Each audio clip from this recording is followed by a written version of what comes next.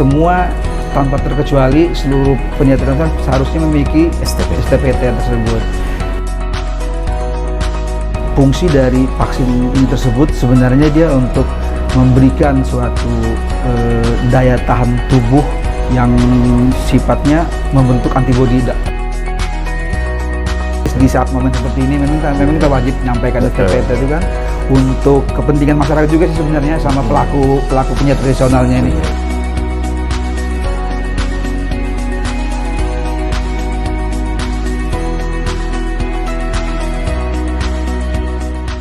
Halo, ketemu lagi di Opublic Podcast Mall Pelayanan Publik Kota Samarinda. Yang belum subscribe dan menyalakan notif lonceng, jangan lupa untuk menyalakan dan mensubscribe biar tidak ketinggalan informasi pelayanan publik yang ada di Mall Pelayanan Publik Kota Samarinda. Dan hari ini kita akan ngobrol tentang bidang pelayanan kesehatan yang ada di Kota Samarinda, dan bersama kita sudah ada perwakilan dari Dinas Kesehatan, Bapak Haji Ali Mustafa SKM. Selamat datang Pak Ali Mustafa. Terima kasih Pak, selamat atas undangan. Dan apa kabar nih Pak? Alhamdulillah sehat Pak. Alhamdulillah sehat. Orang kesehatan tentunya sehat-sehat. Harus ya, sehat, semangat Pak. Hari ini kita akan ngobrol seputar tentang pelayanan publik yang menjadi ranah Dinas Kesehatan nih Pak. Sambil diminum Pak, kita santai saja ngobrol hari ini. Pak, makasih.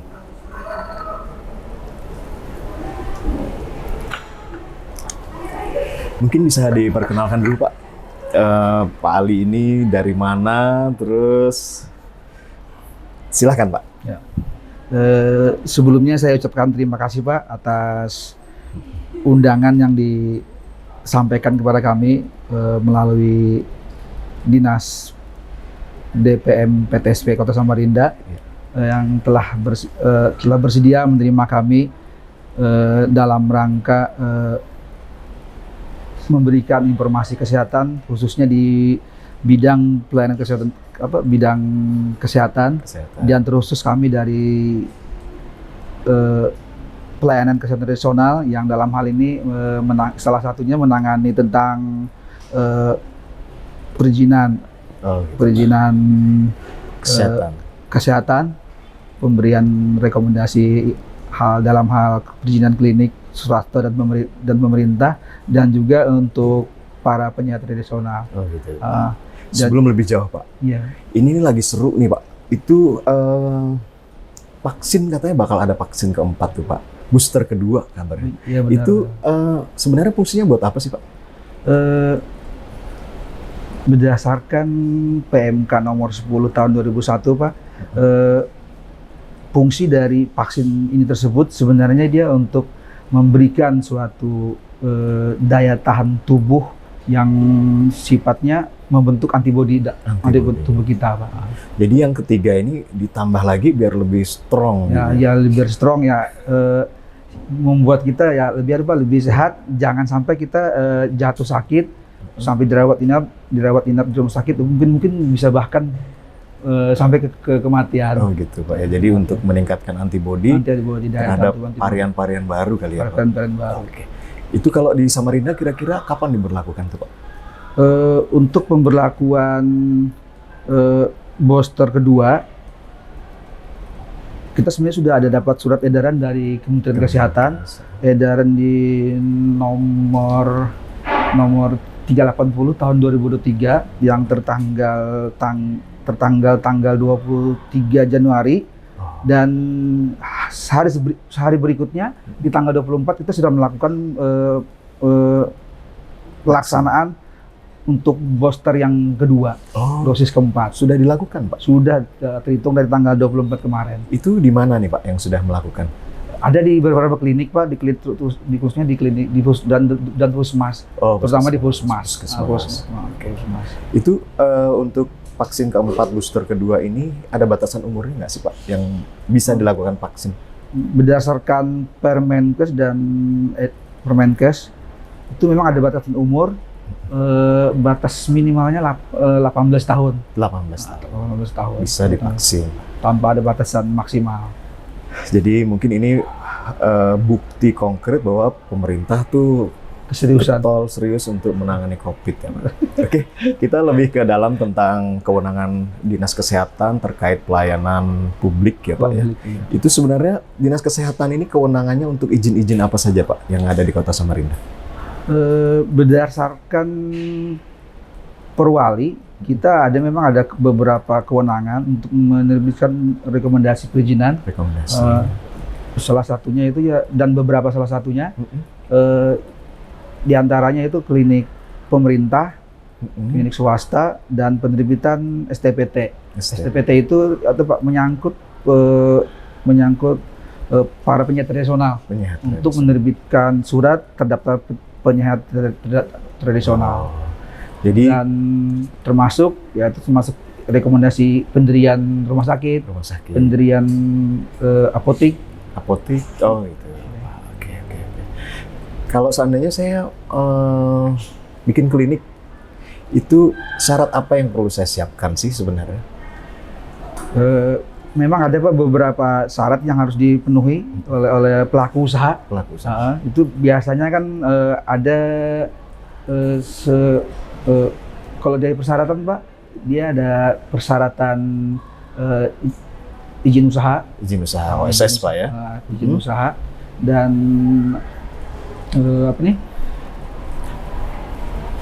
ada izin teknis lainnya seperti SPPL, perjanjian limbah B3, ada kelengkapan profil, self-assessment dari klinik tersebut, dan ada kelengkapan lain yang sifatnya teknis untuk bagi pekerjanya Pak. Terutama yang kesehatan itu biasanya semacam STR, ijazah, dan KTP. Seandainya untuk yang klinik terapi yang untuk tradisional Pak, misalnya ini lagi rame ini Pak, ada yang bekam, ada yang pasdu, atau akupuntur, pijat tradisional, itu diatur juga Pak oleh Dinas Kesehatan? Jelas Pak, sangat diatur, karena tadi Peraturan Menteri Kesehatan Peraturan Menteri Kesehatan di nomor 61 tahun 2016, itu jelas Pak bahwa setiap pelaku penyiar tradisional itu mereka harus memiliki tanda legalitas yang biasa kita sebut tuh STPT. Ya, dengan STPT ya, surat terdaftar penyiar tradisional. Nah, kenapa legalitasnya penyiar tradisional itu ya dibuktikan memang dari STPT-nya itu. Kalau sekarang ini rame kan Pak, kayak katakanlah terapis atau pijat tradisional yang online Pak, seperti Gojek itu dia punya STPT juga mestinya Pak? Harusnya ya? Seharusnya Pak, karena kan sudah diatur di Permenkes itu, Permenkes 61 tahun 2016, semua tanpa terkecuali seluruh penyiar tradisional seharusnya memiliki STPT tersebut. Pada saat kita ngajukan izin STPT itu ada diuji nggak sih Pak? Kalau katakanlah kalau saya seorang perawat dari institusi universitas, jelas kan ya? Iya, jelas. Lah kalau seperti yang tradisionalnya paling dia pengalaman pribadi atau cuma kursus turun-temurun. Itu gimana ngukur bahwa dia memang memiliki kemampuan di situ tuh Pak? Jadi Pak, dari beberapa syarat itu mereka sebenarnya kan ada semacam surat rekomendasi dari asosiasi mereka. Oh gitu. Nah, jadi sebelum mereka mengajukan lebih lanjut ke permohonan, itu mereka setidaknya mereka sudah ada hasil dari uji kompetensi mereka dari organisasi penyiar tradisional. Jadi kalau misalnya mereka tidak lulus uji kompetensi, dari mereka tidak akan diberikan surat rekomendasi untuk mengurus lebih lanjut untuk mendapat STPT itu. Gitu. Jadi kliniknya harus punya izin, petugasnya memiliki STPT. Oke. Terus Pak, bagaimana dengan yang pasdu dan bekam tuh Pak? Itu kan tradisional juga tuh sepertinya Pak. Itu diatur nggak sih Pak? Karena kan menggunakan jarum prosesnya, sementara mereka kan basicnya itu bukan dari institusi resmi ya. Kadang pengalaman kursus saja, itu gimana tuh Pak? Itu tadi Pak, kita kembali ke Permenkes 61 tahun 2016. Sebenarnya juga mereka harus memiliki STPT itu tadi. Karena memang diatur, cuma memang sementara ini untuk bekam itu belum dari Kementerian Kesehatan, itu belum direkomendasikan. Yang lunas. bekam. Untuk yang bekam basah khususnya. Oh gitu. Bekam basah. Jadi Bekam basah itu yang dikeluarkan darahnya, Pak? yang Oh, gitu. dikeluarkan darahnya itu. Oh gitu. Jadi sebenarnya Pak STPT itu Pak dia kan dia itu kan Pecahnya. untuk mendapatkan itu dia kan sebenarnya dia kan ada Pak awal tadi kan harus ada uji kompetensi. Yes. Uji kompetensi itu kan akhirnya mereka dapat usul untuk pengusulan STPT. Jadi STPT itu dia sebenarnya dia ada dapat diperoleh itu dia setelah Setelah mengajukan. kita visitasi. Nah di situ juga mereka kita uji kompetensi juga, Oh, gitu. diuji Emang kembali betul, kan Pak. Diuji kembali. bisa gitu ya Pak. Oh jadi STPT harus dikantongin untuk melakukan praktek. Jadi sebagai masyarakat ini kan kita merasa aman gitu Pak ya. Iya betul. Penting nggak sih kayak kita tanya STPT-nya ada itu sepertinya Sebenarnya kalau memang untuk keamanan lah Pak ya. untuk keamanan, karena di saat sekarang ini memang mungkin banyak sih memang masyarakat yang awam kan tidak Awam. mengetahui apa itu STPT. Makanya di saat momen seperti ini memang kita wajib menyampaikan STPT itu kan untuk kepentingan masyarakat juga sih sebenarnya sama pelaku penyiar tradisionalnya ini. Intinya gini lah Pak, penyiar tradisional itu terlindungi dan juga yang memerlukan pelayanannya itu juga terlindungi karena legalitasnya kan. Legalitas keamanan Pak ya. Nah, kalau tradisional itu ada cabangnya nggak sih Pak? Misalnya ini untuk penyihat terapi pijat sendiri atau semua dirangkum menjadi satu penyihat tradisional? Ada bekam, ada urut kan ya? Ada jamu, itu jadi satu tuh Pak? Atau gimana? Ada di dalamnya terpecah-pecah lagi?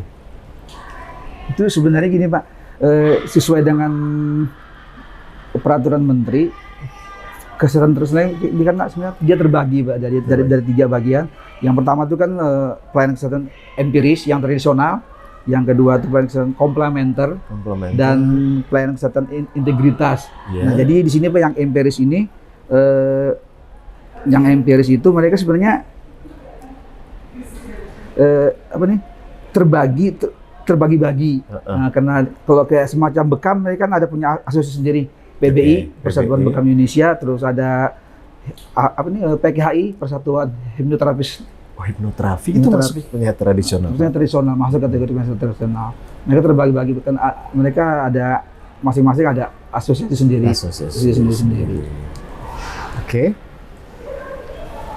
Sebelum lebih jauh kita minum lagi Pak. Iya. Silakan santai saja. Karena kesehatan itu mahal ya Pak. Cuma kalau sakit lebih mahal lagi ya. Lebih mahal lagi. Oke Pak, kita yang ringan-ringan saja. Itu Dinas Kesehatan itu juga mengeluarkan namanya surat keterangan kesehatan itu Pak. Misalnya kalau lagi rame ini bakal anak-anak masuk sekolah, masuk kepolisian, masuk institusi itu gimana ngurusnya Pak? Kemana gitu? Kebetulan Pak kita di Dinas Kesehatan Kota Samarinda itu kita ada 26 UPT Puskesmas. 26 Pak? 26 Puskesmas kita. Itu belum termasuk kan Pak gudang farmasi UPT kita, gudang farmasi, laboratorium daerah Kota Samarinda dan rumah sakit MUIS. Nah, jadi kalau untuk pelayanan surat kesehatan itu bisa kita datang langsung ke Puskesmas. Dengan syarat biasanya sih cuma aja Pak diminta KTP. Nah, karena kan untuk mendata nama lengkap dan alamat itu kesesuaian. Oke. Kesehatannya yang di tesnya apa Pak tuh biasanya kalau udah ke Paskes? Kalau sudah ke Paskes sih biasanya Pak biasanya tekanan darah. Pernapasan, respirasi itu Pak, sama nadi, irama jantung, dan juga biasanya dengan tes buta warna. Buta warna. Oke Pak, jadi bagi masyarakat Kota Samarinda yang ingin mengurus STPT misal, itu kira-kira untuk layanan informasinya yang disiapkan di Dinas Kesehatan untuk menangkap itu di mana saja Pak? Masyarakat pengen nanya nih informasi tentang syarat STPT atau saya mau buka klinik, saya kemana nih mestinya Pak? Untuk mengetahui syaratnya Pak, biasanya kan ada yang online, yang langsung terhubung dengan sistem kita di DPM PTSP kan.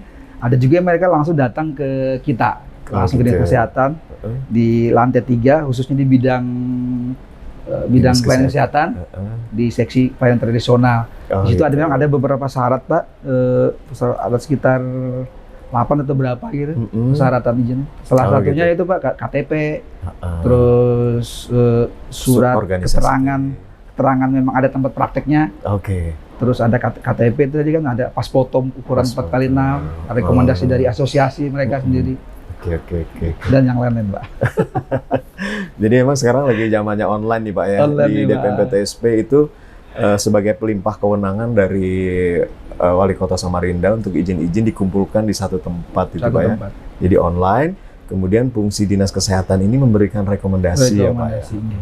Jadi buat masyarakat Kota Samarinda yang ingin memperoleh pelayanan publik tentang perizinan, pelayanan publik tentang praktek, bisa langsung membuka di app.dpmptsp-kotasamarinda.go.id. Di situ nanti ada jenis izin yang akan diajukan dan kemudian prosesnya setelah didaftarkan melalui SIPO kita sebutnya, nanti akan di routing atau dilempar ke Dinas Kesehatan untuk dikeluarkan surat rekomendasinya Pak ya. Rekomendasi. Setelah diverifikasi, Pak. Setelah diverifikasi dan ada visitasi juga Pak ya. Ada Kalau visitasi, Pak. Ada Untuk visitasi. izin-izin apa tuh yang ada visitasinya? Yang ada visitasi itu izin itu tadi, Klinik Pak, tadi ya? klinik pemerintah, klinik swasta, terus itu tadi yang penerbitan untuk penerbitan STPT, STPT. khususnya di kami Pak yang di pelayanan kesehatan tradisional. Tradisional. Kalau keseluruhan sih memang ada izin untuk rumah sakit klinik swasta yang klinik utama Pak, Utama. yang klinik utama dan rumah sakit pemerintah dan swasta. Oh gitu. Oke Bapak. Dan untuk farmasian. Oh kefarmasian juga itu ada visitasi juga. Ada Pak. Dan layak sehat untuk kan Pak? Untuk layak sehat ada juga. Oh like Layak sehat untuk yang apa nih? Biasanya itu untuk makanan, penjamah makanan itu. PIRT gitu Pak PIRT. ya. Oke, mungkin gitu saja Bapak obrolan kita siang hari ini, dan kalau masyarakat Kota Samarinda masih kurang jelas dan kurang lengkap tentang informasi, bisa dibuka di sistem informasi perizinan online di app/dpmptsp Kota Samarinda, bisa dibuka di situ. Dan atau bisa datang langsung ke lantai 3 Pak ya, di Lantai Mall 3. Pelayanan Publik Kota Samarinda itu petugas kesehatan siap menyambut tuh Pak ya. Siap menyambut. Oke Pak Haji Ali Mustafa SKM, Ya, terima makasih, kasih Pak, sudah atas datang undangannya. di Makasih. Public Podcast Mall Pelayanan Publik Kota Samarinda. Sehat Ayo, selalu Pak. Sehat. Oke, begitu obrolan kita hari ini, dan buat yang belum like, belum komen, belum subscribe, belum klik lonceng notif, silahkan untuk diklik. Nah, biar tidak ketinggalan informasi pelayanan publik yang ada di Mall Pelayanan Publik Kota Samarinda. Demikian kita tutup dengan wabillahi taufiq wal hidayah. Wassalamualaikum warahmatullahi wabarakatuh. Salam perubahan. Berani berubah, berani berubah, berani berubah.